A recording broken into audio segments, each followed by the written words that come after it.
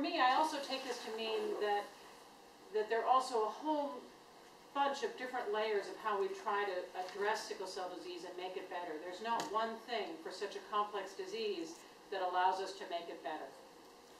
So I want to talk to you a little bit about the three things that I really think matter in this disease. The first, maybe oddly enough, is education. Education, I think, cannot be overemphasized for this disease. And I would argue that there are really four pieces to the education. Really, it has to do with educating patients, their families, the people who take care of them, and the community.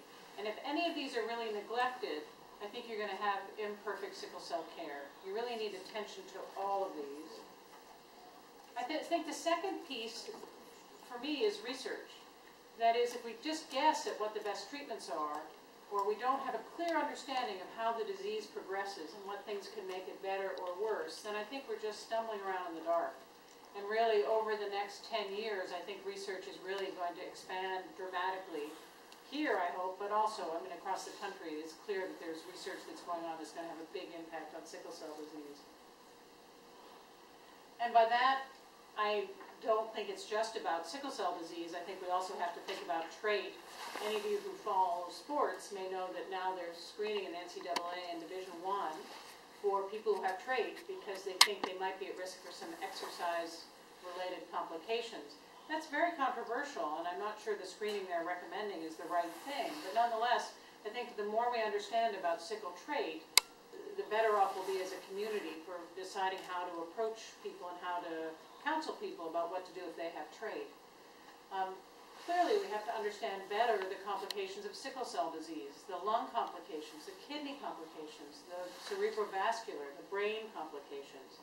I think all of these are a part of the disease. There's very few patients who don't have one of those complications, and many people have more than one complication. And as you know, the pain is such a big issue. Research about how to make the pain better is also really important.